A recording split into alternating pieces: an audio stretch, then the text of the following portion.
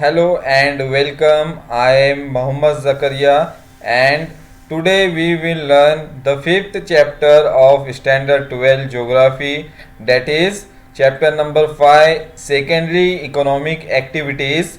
So in the beginning of this chapter some images are given here, and related to these images one question is asked. Observe the picture given in figure 5.1. Identify the activities with which these figures are associated and complete the table 5.1. तो जो images यहाँ पर represent किए गए हैं उन्हें हमें identify करना है कि ये इमेजेस कौन सी एक्टिविटी से रिलेटेड है और या कौन सी इंडस्ट्री से वो ताल्लुक रखते हैं, हमें वो यहाँ पर आइडेंटिफाई करना है। और उससे रिलेटेड यहाँ पर टेबल है 5.1, उसे हमें कंप्लीट करना है। तो इस टेबल के अंदर अलग अलग कॉलम्स यहाँ पर दिए गए। सो फर्स्ट कॉलम में फिगर, तो फिगर में जो अल्फ़ाबेट दिए गए इमेजेस के वो यहाँ पर मेंशन करना है। Then name of the activity, तो जो इमेजेस में दिए गए फोटोज, तो फोटो से रिलेटेड जो एक्टिविटी है हमें यहाँ पर मेंशन करना है। देन थर्ड कॉलम में रॉ मटेरियल्स रिक्वायर्ड, तो इन एक्टिविटीज़ के अंदर कौन सा रॉ मटेरियल जो है रिप्रेजेंट यूज़ किया जाता है वो हमें यहाँ पर मेंशन करना है। देन फोर्थ कॉलम जो है इसमें जो फिनिश प्रोडक्ट रेडी होता है, फिनिश प्रोडक्ट ऑब्टेन होता है, वो हमें यहाँ पर मेंशन करना है, यानी कि जो रॉ मटेरियल यूज़ किया जाता है उससे कौन सा प्रोडक्ट यहाँ पर हमें मिलेगा वो हमें यहाँ पर मेंशन करना है। Then characteristics of raw materials, तो रॉ मटेरियल के कैरेक्टरिस्टिक्स क्या क्या है वो हमें यहाँ पर मेंशन करना है अकॉर्डिंग टू दिस पॉइंट्स। तो उसमें weight, durability, procurement, cost price, तो ये सारे कैरेक्टरिस्टिक्स हो सकते हैं या इनमें से कुछ कैरेक्टरिस्टिक्स हो सकते हैं रॉ मटेरियल्स के लिए, तो हमें यहाँ पर वो मेंशन करना रहेगा। Then characteristics of finish product, तो जो फिनिश प्रोडक्ट जो हमें मिलेगा उसके क्या कैरेक्टरिस्टिक्स है वो हमें लास्ट कॉलम में यहाँ पर मेंशन करना है। उसका वेट, ड्यूरेबिलिटी, प्रोडक्शन और सेलिंग प्राइस क्या है उसका, वो हमें यहाँ पर मेंशन करना है। तो हम एक एक इमेजेस को देखेंगे। सो फर्स्ट इमेज जो है ए, तो इसके अंदर कुछ जार दिए गए हैं और जार के अंदर हमें कुछ यहाँ पर प्रोडक्ट जो है अंदर उसके दिखाई दे रहा है। तो जार देखने के बाद हमें ये पता चलता है कि उसके अंदर जो रॉ मटेरियल यूज़ किया जाता है वो या तो फ्रूट है या फ्लावर्स है जिससे ये प्रोडक्ट तैयार किया गया है। तो अंदर जार के अंदर हमें वो प्रोडक्ट दिखाई दे रहा है। तो इस तरह की इंडस्ट्रीज को कहते हैं, उसका नेम जो है, नेम ऑफ द एक्टिविटी वो है फूड प्रोसेसिंग इंडस्ट्री। तो इसके अंदर जो एग्रीकल्चरल फील्ड से रॉ मटेरियल हमें मिलता है, जो भी प्रोडक्शन मिलता है, उसका यूज़ जो है वो फूड प्रोसेसिंग इंडस्ट्री के अंदर किया जाता है। For example raw materials required, तो इसके अंदर जो रॉ मटेरियल यूज़ किए जाते हैं फूड प्रोसेसिंग इंडस्ट्रीज के अंदर वो है फ्रूट्स, फ्लावर्स का यूज़ इसमें किया जाता है और इनसे फिर एक नया प्रोडक्ट तैयार किया जाता है फ्रूट एंड फ्लावर से। फॉर एग्जांपल फिनिश प्रोडक्ट जो उससे मिलेगा हमें वो मिलेगा जैम, जूस और भी बहुत सारे प्रोडक्ट्स इससे तैयार किए जा सकते हैं। तो ये फिनिश प्रोडक्ट जो है वो है जैम है, जूस है, देन पिकल हो सकता है, आंवला मुरब्बा, बेल मुरब्बा, तो इस तरह के बहुत सारे प्रोडक्ट इससे प्रिपेयर किए जाते हैं रॉ मटेरियल से, फ्रूट एंड फ्लावर से। Then characteristics of raw materials, तो रॉ मटेरियल के क्या कैरेक्टरिस्टिक्स है, तो ये है पेरिशेबल, तो जो रॉ मटेरियल यूज़ किया जाता है उसमें फ्रूट एंड फ्लावर यूज़ किए जाते हैं, तो ये एक पेरिशेबल रॉ मटेरियल, ये बहुत जल्द ये ख़राब हो जाते हैं। देन वेट लूजिंग है ये रॉ मटेरियल, यानी कि जितना हम लेट उसको यूज़ करेंगे उतना वेट उनका रिड्यूस हो जाता है रॉ मटेरियल का, इसलिए इन्हें जल्द से जल्द यूज़ करना पड़ता है फिनिश प्रोडक्ट को बनाने के लिए इंडस्ट्री के अंदर।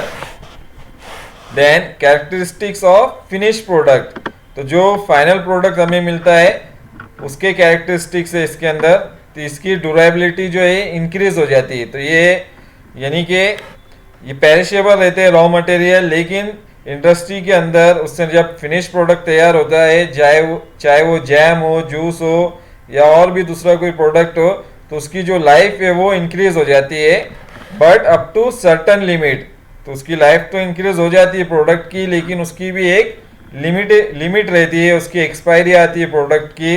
बहुत सारे प्रोडक्ट्स पे उनकी एक्सपायरी मेंशन रहती है, best before 12 month, best before 18 month. तो इस तरह से इनकी लाइफ जो है एज कंपेयर टू जो रॉ मटेरियल है उसके मुकाबले में फाइनल प्रोडक्ट की लाइफ इंक्रीज हो जाती है, ड्यूरेबिलिटी इंक्रीज हो जाती है और बेटर सेलिंग प्राइस मिलती है मार्केट के अंदर। अगर हम डायरेक्टली फ्रूट एंड फ्लावर्स को सेल करेंगे मार्केट में, तो एज कंपेयर टू जो फाइनल प्रोडक्ट है उसकी प्राइस हमें कम मिलेंगे। तो इसके अंदर सेकेंडरी एक्टिविटी के अंदर जब इंडस्ट्री में इसका यूज़ किया जाता है तो उनकी प्राइस जो रहती है वो इंक्रीज हो जाती है, बेटर सेलिंग प्राइस हमें मिलेंगी, चाहे वो जैम सेल करे, जूस सेल करे। देन इमेज बी, तो इसके अंदर एक वर्कर दिखाई दे रहा है जो यहाँ पर ज्वेलरी का काम कर रहा है। तो ये जो इंडस्ट्री है इसे हम कहेंगे गोल्ड स्मिथ या ज्वेलर्स इसे हम कह सकते हैं। तो इस इमेज के अंदर यहाँ पर ज्वेलरी का काम हमें होता हुआ दिखाई दे रहा है, गोल्ड स्मिथ यहाँ पर है और वो एक रिंग के ऊपर वो वर्क कर रहा है।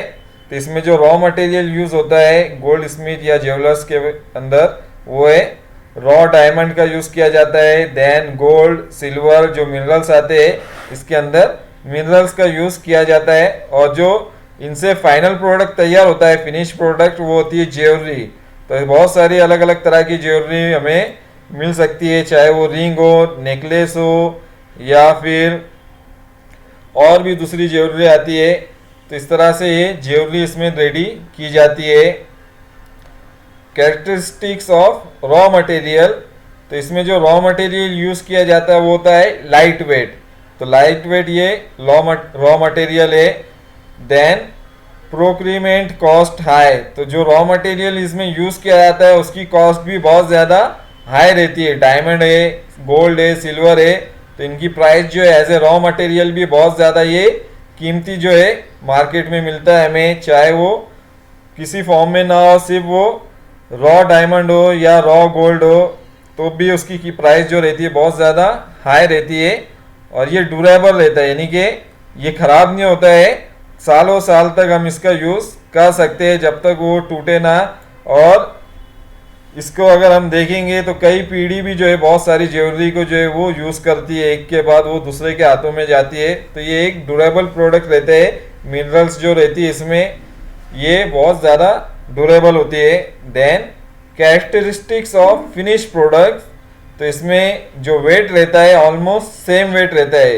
रॉ मटेरियल जो यूज़ किया जाता है और जो फिनिश प्रोडक्ट तैयार किया जाता है दोनों का वेट ऑलमोस्ट सेम रहता है, यानी कि अगर हम 10 ग्राम गोल्ड यूज़ करें एज ए रॉ मटेरियल तो उससे जो ज्वेलरी यूज़ की जाएंगी वो ऑलमोस्ट 10 ग्राम से रहेंगी, कुछ कम ज़्यादा उसमें हो सकता है, लेकिन एज बहुत सारे वक्त जो रहते हैं वो सेम वेट में ही उससे जो ज्वेलरी तैयार होती है सेम वेट की मिलेंगी। देन सेलिंग कॉस्ट हाई, तो जब उससे मिनरल से जब ज्वेलरी तैयार हो जाती है उसकी प्राइस भी बहुत ज़्यादा इंक्रीज हो जाती है, उस पर बहुत सारे चार्जेस लगते हैं, लेबर चार्ज, टैक्सेस वगैरह उस पर बहुत ज़्यादा बढ़ जाते हैं, तो उसकी जो प्राइस रहती है सेलिंग कॉस्ट भी बहुत ज़्यादा हाई रहती है ज्वेलरी की।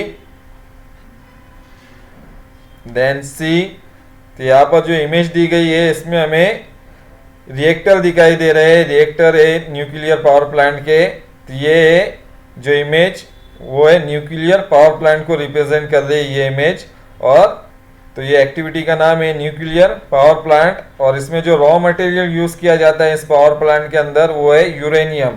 तो यूरेनियम ये एक मिनरल है, तो इस मिनरल का यूज़ किया जाता है न्यूक्लियर पावर प्लांट के अंदर। देन उससे जो फिनिश प्रोडक्ट मिलता है वो होती है इलेक्ट्रिसिटी, यहाँ पर तैयार की जाती है। तो कैरेक्टरिस्टिक्स ऑफ रॉ मटेरियल, तो इसमें जो रॉ मटेरियल यूज़ किया जाता है वो होता है लाइट वेट। तो यूरेनियम जो मिनरल एक लाइट वेट मिनरल है और ड्यूरेबल होती है, यानी कि ये ख़राब नहीं होती है, बहुत ज़्यादा ड्यूरेबल रहती है और बहुत ज़्यादा हाई कॉस्ट है। तो जो रॉ मटेरियल यूज होता है यूरेनियम, ये one of the most expensive mineral है, बहुत ज़्यादा कीमती ये धातु है यूरेनियम। तो इसकी कॉस्ट जो है बहुत ज़्यादा रहती है, बहुत ज़्यादा कीमत में मिलती है, क्योंकि ये बहुत ज़्यादा रेयर है, ये हर जगह नहीं पाई जाती है, ये रेयर मिनरल है, कुछ इलाके में ही पाई जाती है दुनिया के, इसलिए इनकी डिमांड जो है बहुत ज़्यादा पाई जाती है दुनिया के अंदर। Then characteristics of finish product, तो इसके जो फिनिश प्रोडक्ट तैयार होता है उसकी कैरेक्टरिस्टिक्स जो है वो है हाई प्रोडक्शन कॉस्ट। तो इसको प्रिपेयर करने के लिए, इलेक्ट्रिसिटी को प्रिपेयर करने के लिए न्यूक्लियर पावर प्लांट के अंदर, तो न्यूक्लियर पावर प्लांट को डेवलप करने के लिए बहुत ज़्यादा खर्चा आता है, बहुत ज़्यादा कैपिटल इसमें यूज़ करना पड़ता है। अगर हम देखें इमेज में तो बड़े बड़े हमें यहाँ पर रिएक्टर दिखाई दे रहे हैं, और इसके अंदर सेफ्टी का भी बहुत ज़्यादा ध्यान रखना पड़ता है, क्योंकि ये एक रेडियो एक्टिव मिनरल है, तो जिससे बहुत ज़्यादा नुकसान भी हो सकता है अगर उसमें लीकेज वगैरह पाए जाए पावर प्लांट के अंदर। तो इस पर बहुत ज़्यादा यहाँ पर प्रिकॉशन लिए जाते हैं, सेफ्टी मेजर यहाँ पर लिए जाते हैं, जिससे उसका कंस्ट्रक्शन का कॉस्ट भी बहुत ज़्यादा बढ़ जाता है यहाँ पर। तो ये हाई प्रोडक्शन कॉस्ट है, बहुत ज़्यादा खर्चा आता है उसके प्रोडक्शन के अंदर। देन हाई सेलिंग प्राइस भी है, तो इसकी जो प्राइस है सेलिंग की इलेक्ट्रिसिटी की, वो भी बहुत ज़्यादा कीमती होती है। देन डी, तो इस इमेज में हमें एक शिप दिखाई दे रही है, और ये जो एक्टिविटी वो है शिप बिल्डिंग एक्टिविटी से हम कहेंगे, तो शिप बिल्डिंग इंडस्ट्री से कहा जाता है। तो यहाँ पर शिप बिल्डिंग का काम किया जा रहा है। तो शिप बनाने के लिए कौन से रॉ मटेरियल यूज़ किए जाते हैं, वो है आयरन एंड स्टील का यूज़ किया जाता है शिप बिल्डिंग के अंदर। और आयरन एंड स्टील का यूज़ करने के बाद जो फिनिश प्रोडक्ट तैयार होते हैं वो है शिप तैयार हो जाती है, जिस तरह इमेज में हमें दिखाई दे रही है यहाँ पर। तो कैरेक्टरिस्टिक्स ऑफ रॉ मटेरियल जो है, तो इसमें जो रॉ मटेरियल यूज़ होता है वो होता है आयरन एंड स्टील। तो ये बहुत ज़्यादा हैवी वेट रॉ मटेरियल है, बहुत ज़्यादा वजनदार रॉ मटेरियल है ये। देन हाई प्रोडक्शन कॉस्ट है इसकी, तो इसकी प्रोडक्शन कॉस्ट भी क्या होती है, बहुत ज़्यादा हाई रहती है। कैरेक्टरिस्टिक्स ऑफ फिनिश प्रोडक्ट, तो जब फिनिश प्रोडक्ट रेडी हो जाता है तो उसकी हाई प्रोडक्शन कॉस्ट होती है, बहुत ज़्यादा इसमें कैपिटल रिक्वायर होता है for the production of ship. And उसकी जो प्राइस रहती है शिप की, जो फाइनल प्रोडक्ट मिलता है हमें, तो बहुत ज़्यादा कीमती रहती है, यानी कि जो भी शिप रहती है वो कई करोड़ों की होती है, बहुत ज़्यादा मिलियंस ऑफ उसकी जो प्राइस हो सकती है।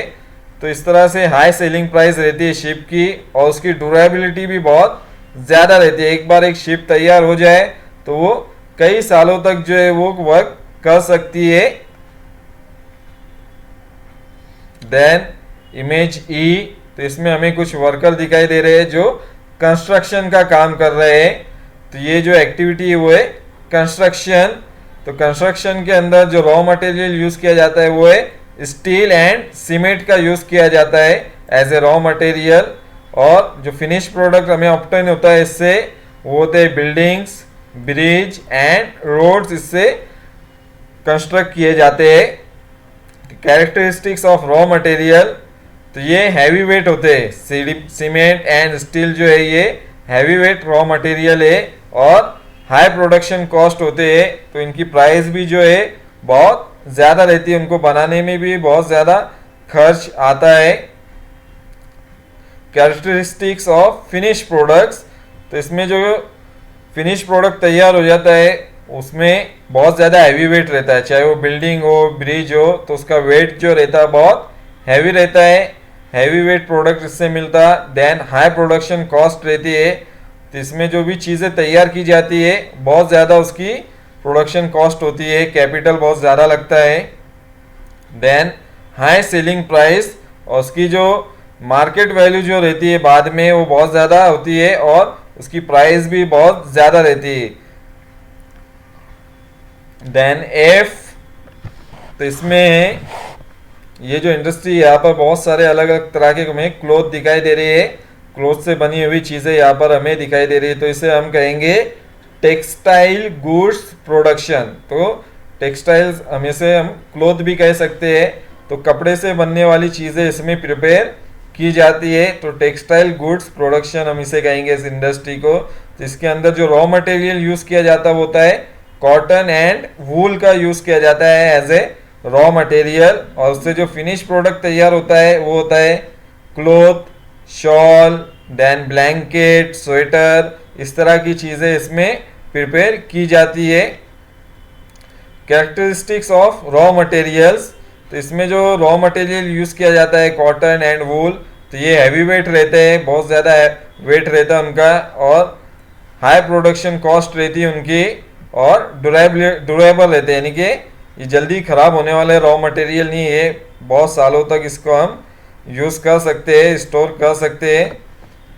Then characteristics of finish products, तो जो कैरेक्टरिस्टिक्स है फिनिश प्रोडक्ट की वो है लाइट वेट, यानी कि जो चीज़ें तैयार होती है, चाहे वो ब्लैंकेट हो, स्वेटर हो या शॉल हो, क्लॉथ हो, तो वो वेट में जो रहते हैं लाइट वेट रहते हैं, कम वजनी रहते हैं, ड्यूरेबिलिटी उनकी ज़्यादा रहती है, उस कपड़े का यूज़ हम बहुत सालों तक कर सकते हैं। देन हाई सेलिंग प्राइस रहती है उसकी, उसकी कीमत जो रहती है वो बढ़ जाती है रॉ मटेरियल से। सिर्फ अगर हम कॉटन एंड वूल से कंपेयर करेंगे इस क्लॉथ को, तो हमें क्लॉथ की जो है फाइनल प्रोडक्ट की प्राइस ज़्यादा मिलेंगी, तो हाई सेलिंग प्राइस रहती है इसकी।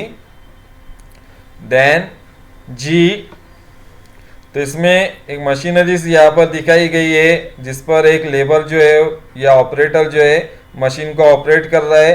तो ऐसी बहुत सारी इंडस्ट्रीज है जो various types of machineries and tools को जो है वो बनाती है, और उसका अलग अलग इंडस्ट्री के अंदर फिर यूज़ किया जाता है उन मशीनरीज का। तो ये जो इंडस्ट्री है, जो एक्टिविटी, वो है मशीन एंड टूल इंडस्ट्री। तो मशीन एंड टूल इंडस्ट्री के अंदर जो है रॉ मटेरियल उसका यूज़ किया जाता है वो है स्टील का यूज़ किया जाता है एज ए रॉ मटेरियल, और उससे जो फिनिश प्रोडक्ट मिलता है वो है machineries.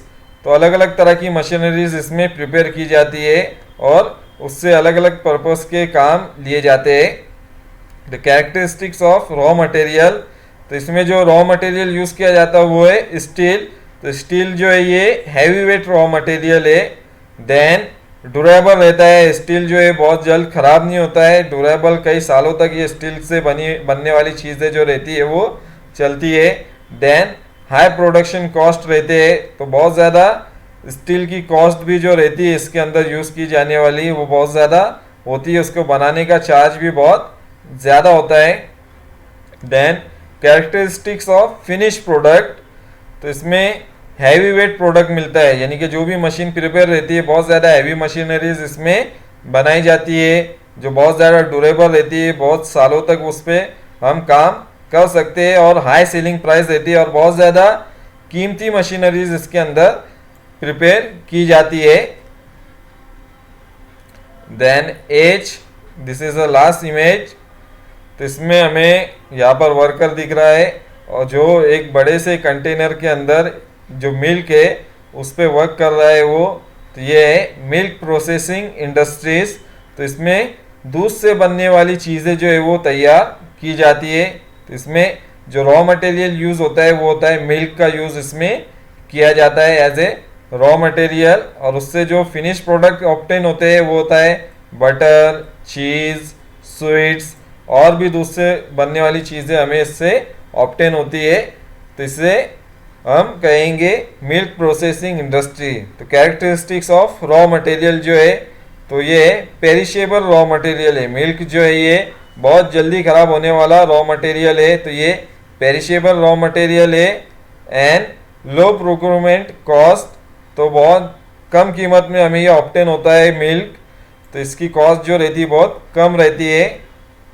Then characteristics of finish product, तो जो प्रोडक्ट तैयार होता है मिल्क से बनने वाली चीज़ें वो भी पेरिशेबल रहती है, चाहे वो स्वीट्स हो, बटर, चीज़ हो, वो बहुत जल्दी ख़राब हो सकती है। तो जो भी फिनिश प्रोडक्ट भी जो रेडी होता है वो भी पेरिशेबल रहता है।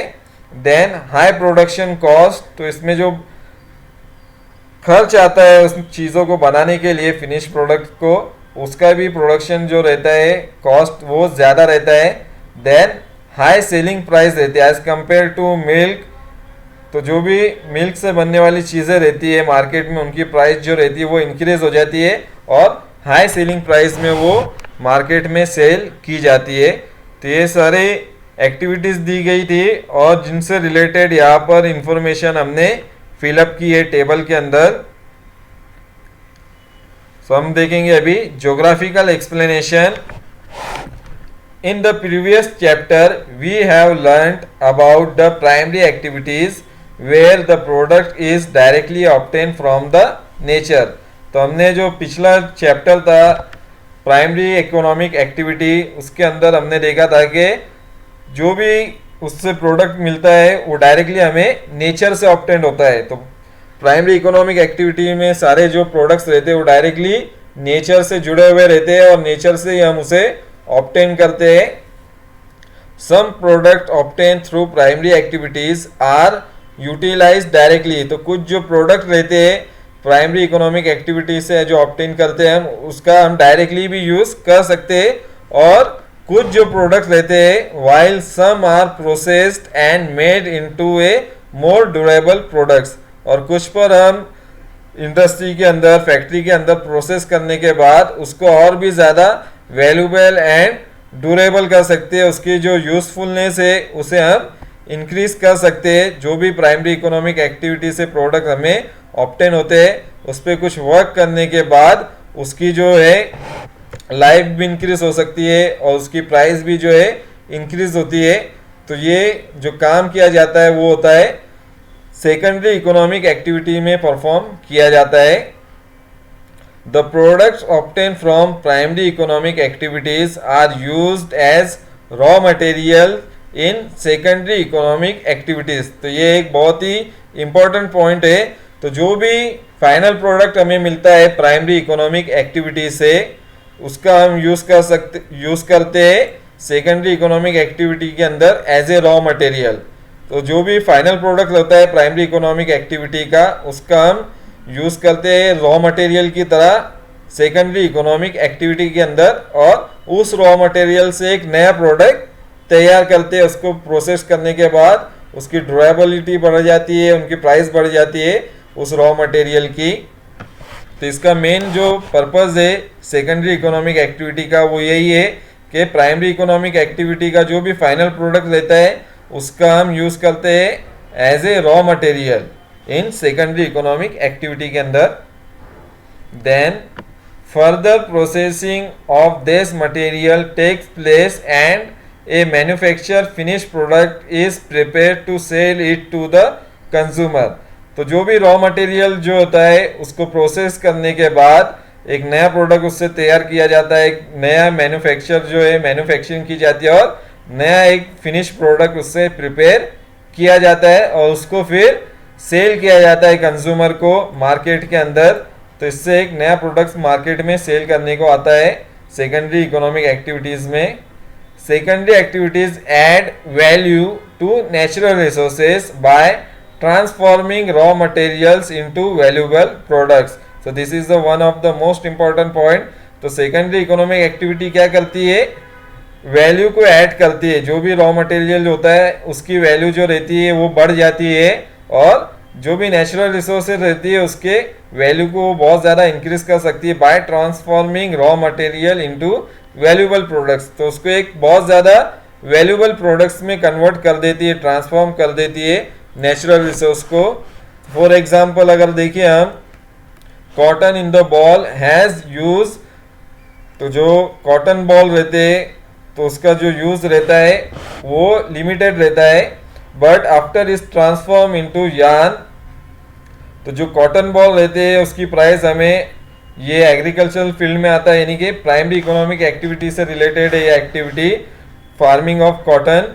तो इसकी प्राइस जो रहती है मार्केट में बहुत कम मिलेंगी, लेकिन उस पर प्रोसेस करने के बाद उसका ट्रांसफॉर्मेशन करने के बाद फैक्ट्री के अंदर मिल के अंदर उससे एक नया प्रोडक्ट तैयार किया जाता है, उसको यार्न तैयार किया जाता है। Yarn means thread. तो उसकी प्राइस जो रहती है इंक्रीज हो जाती है, बिकम्स मोर वैल्यूएबल। जब उससे थ्रेड तैयार किया जाता है प्रोसेस करने के बाद कॉटन को, तो उसकी प्राइस जो रहती है बहुत ज़्यादा इंक्रीज हो जाती है, उसकी वैल्यू बढ़ जाती है and can be use for making clothes. तो उससे फिर उस यार्न से उस थ्रेड से फिर क्लोथ्स जो है वो प्रिपेयर किए जाते हैं और उसकी प्राइस और भी ज़्यादा इंक्रीज हो जाती है सेकेंडरी इकोनॉमिक एक्टिविटी के अंदर तो इस तरह से यार्न कॉटन बॉल जो है ये प्राइमरी इकोनॉमिक एक्टिविटी से हमें ऑब्टेन होता है और उसको हम ट्रांसफॉर्म करते हैं और उससे यार्न तैयार करते हैं। यार्न तैयार करने के बाद उससे फिर बाद में क्लोथ तैयार किए जाते हैं जिससे उनकी प्राइस जो है बहुत ज़्यादा इंक्रीज हो जाती है। इसी तरह अगर हम देखें for example iron ore cannot be use directly from the mines, तो आयरन ओर हम डायरेक्टली हम माइंस से यूज नहीं कर सकते।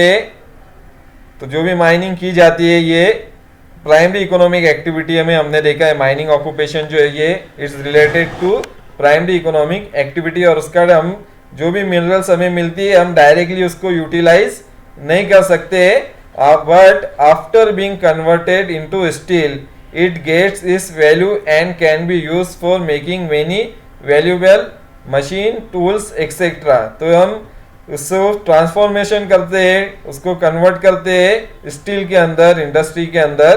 तो ये जो इंडस्ट्री दिखाई दे रही है इसमें मोल्डिंग की जाती है स्टील की और उससे एक न्यू प्रोडक्ट्स यहाँ पर तैयार किया जाता है, स्टील तैयार किया जाता है और जिससे एक नया फाइनल प्रोडक्ट जो रहता है वो तैयार किया जाता है जिसकी प्राइस जो रहती है बहुत ज़्यादा बढ़ जाती है। तो इस तरह से जो हमें इंडस्ट्री में काम करते थे, माइनिंग में जो वर्कर दिख रहे हैं ये सब प्राइमरी इकोनॉमिक एक्टिविटी से रिलेटेड वर्कर है और जो आयरन एंड स्टील इंडस्ट्री में वर्कर है दिखाई दे रहे हैं हमें ये सेकेंडरी इकोनॉमिक एक्टिविटी में इंगेज वर्कर है। तो इस दोनों में डिफरेंस पाया जाता है। तो इनकी वैल्यू जो रहती है इंडस्ट्री में प्रोसेस करने के बाद, मोल्डिंग करने के बाद जो आयरन ओर रहती है उसे स्टील में कन्वर्ट करने के बाद उसकी प्राइस जो है बहुत ज़्यादा बढ़ जाती है। तो इस तरह से जो रॉ मटेरियल रहता है प्राइमरी इकोनॉमिक एक्टिविटीज से जो हमें ऑब्टेन होता है उसको प्रोसेस करने के बाद उनकी वैल्यू जो रहती है बहुत ज़्यादा इंक्रीज हो जाती है, उनकी कीमत बहुत ज़्यादा बढ़ जाती है सेकेंडरी इकोनॉमिक एक्टिविटी के अंदर।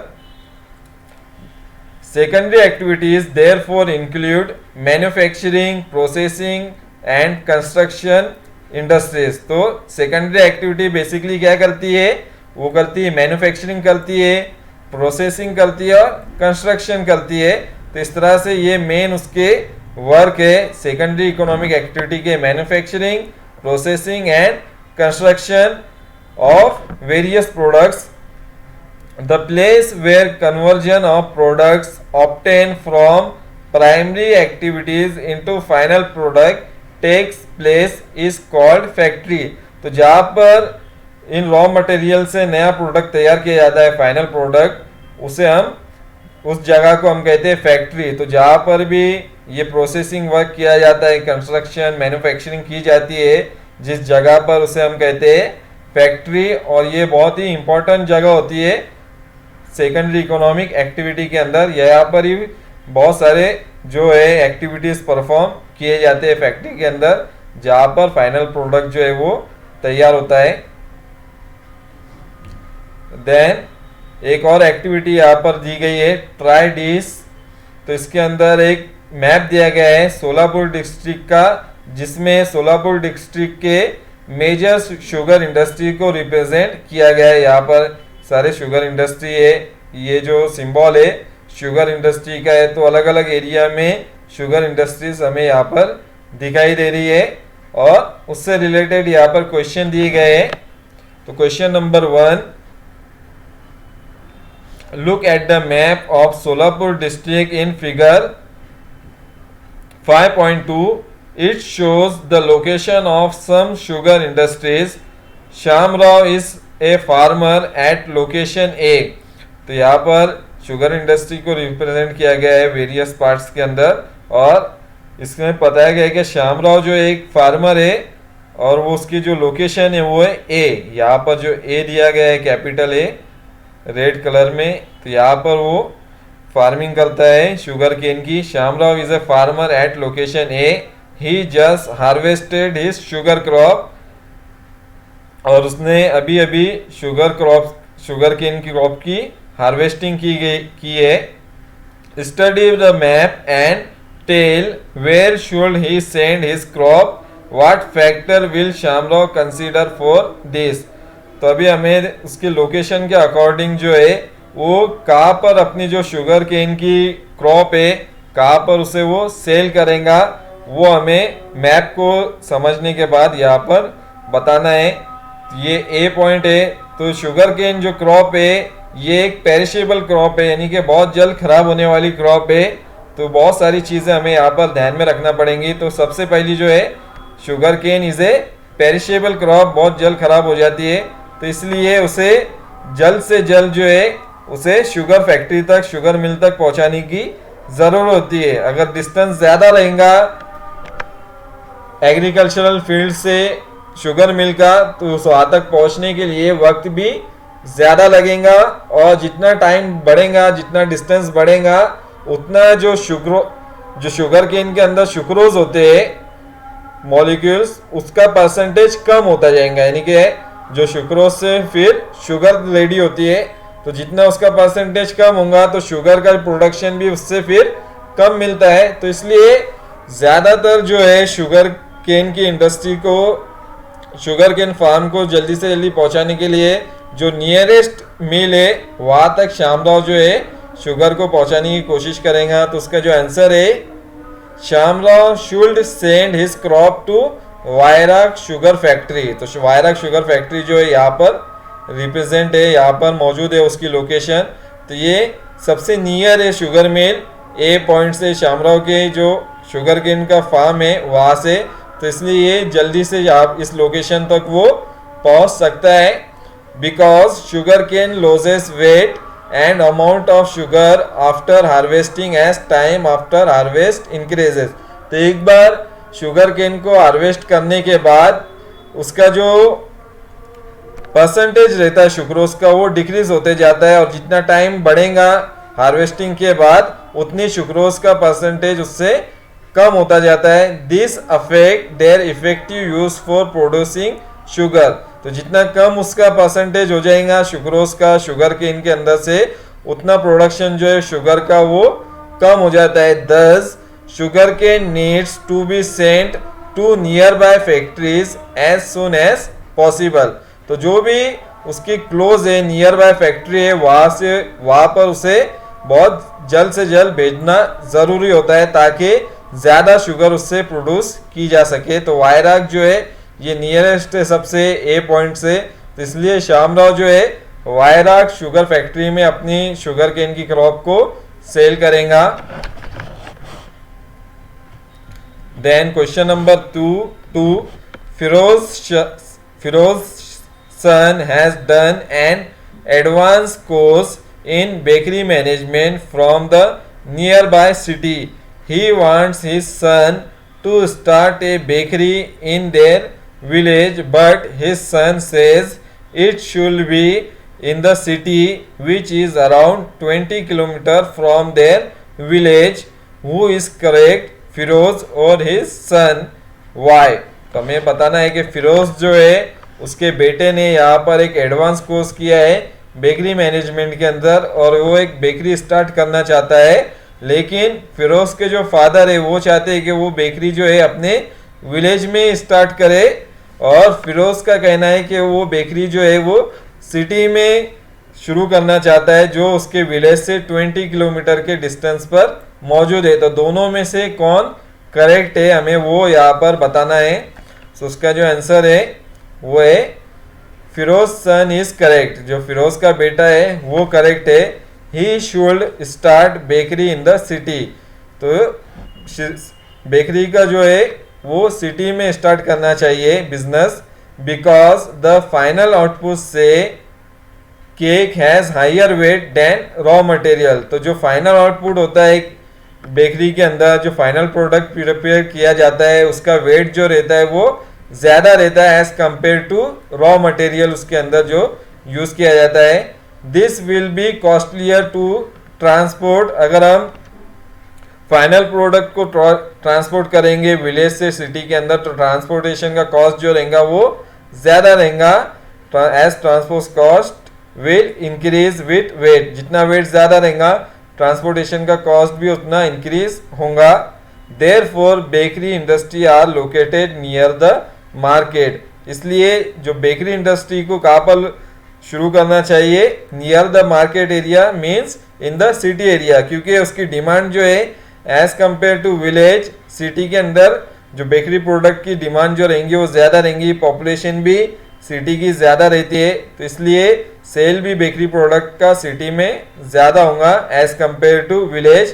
तो सिटी में शुरू करना चाहिए bakery. Then number 3 question, Shantaram is a young boy from a tribal area in Maharashtra. Shantaram जो एक ट्राइबल एरिया का लड़का है महाराष्ट्र का। He wants to start a honey processing unit as he has access to good honeycombs in the forest। तो ये एक honey processing industry को शुरू करना चाहता है शांताराम, क्योंकि ये आसानी से जो हनीकॉम्स है उस तक पहुंच सकता है जंगलों के अंदर। The city is around 35 kilometres away from his tribal area. He has his own land in the village. तो विलेज के अंदर इसकी खुद की ज़मीन है and is also getting land in the city. और वो शहर में भी ज़मीन जो है हासिल कर सकता है। Where should he establish the honey factory in the village और इन द सिटी, वाई। तो शांताराम ने हनी प्रोसेसिंग इंडस्ट्री को कहाँ पर शुरू करना चाहिए, विलेज में करना चाहिए या सिटी के अंदर करना चाहिए? तो उसका आंसर है Shantaram should start Honey processing unit in the city, because from honeycomb he will get 2 finished products। तो honeycomb जो होते हैं उससे शांताराम को 2 finished प्रोडक्ट मिलेंगे, एक तो होगा हनी और दूसरा रहेगा वैक्स। तो ये honeycomb से दूसरे 2 finished प्रोडक्ट मिलते हैं honey and wax. The weight of honeycombs after extracting honey and wax will be same and therefore ideal location is city. तो जब उसे एक्सट्रैक्ट किया जाता है हनीकॉम्ब से हनी एंड सी को, तो वेट जो रहता है हनीकॉम्ब एंड जो फाइनल प्रोडक्ट का वो ऑलमोस्ट सेम रहता है, और इसलिए ट्रांसपोर्टेशन का कोई उसमें फ़र्क ज़्यादा हमें दिखाई नहीं देता है, चाहे वो रॉ मटेरियल को ट्रांसपोर्ट करे या फिनिश प्रोडक्ट को ट्रांसपोर्ट करे। लेकिन सिटी के अंदर इस फिनिश प्रोडक्ट की मांग जो है डिमांड वो ज़्यादा रहेंगी हनी एंड वैक्स की। तो इसलिए शांताराम ने जो है हनी प्रोसेसिंग इंडस्ट्री को जो है वो सिटी के अंदर स्टार्ट करना चाहिए। So this are the answer of second activity. Geographical explanation.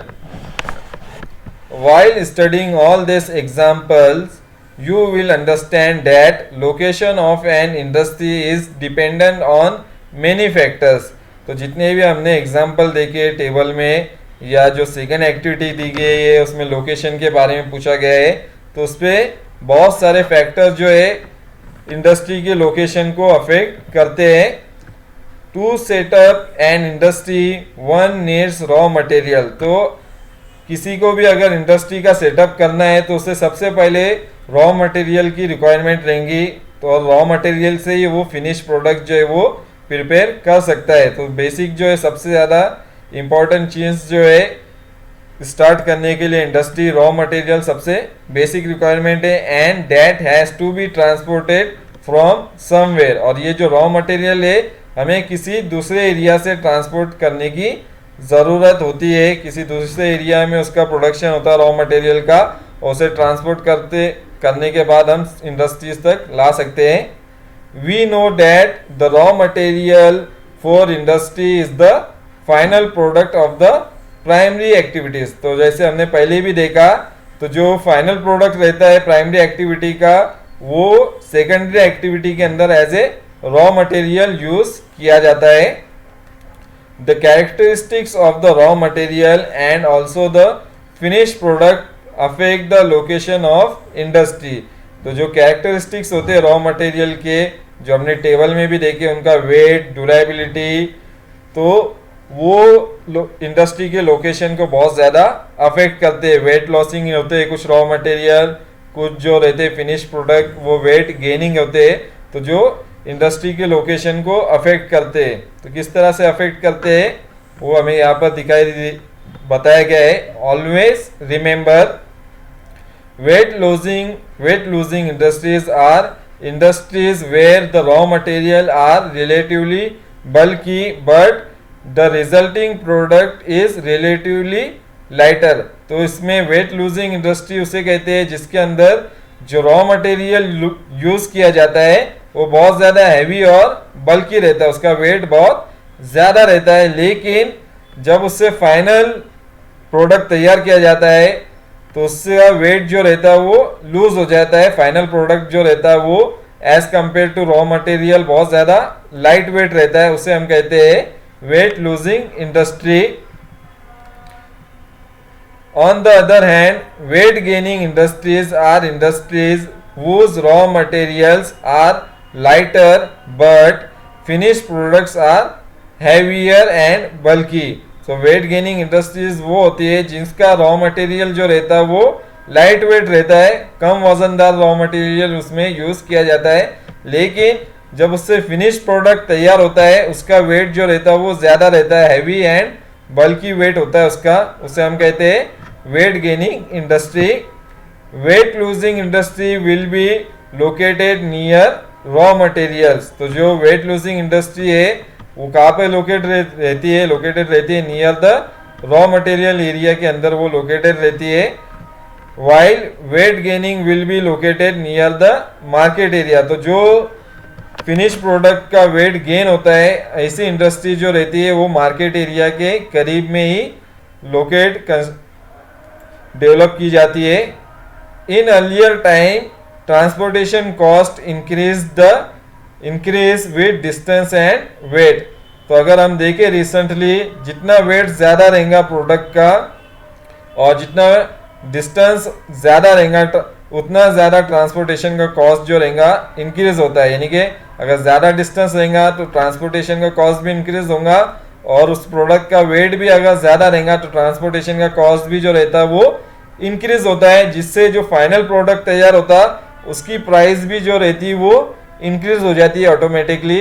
तो ये सारी चीज़ें कंसीडर करके ही जो इंडस्ट्री का सेटअप किया जाता है, कौन सी लोकेशन में सेटअप करना चाहिए इंडस्ट्री को, ये सारे पॉइंट्स उसमें पहले कंसीडर किए जाते हैं और फिर डिसीजन लेकर उस इंडस्ट्री को सेटअप किया जाता है.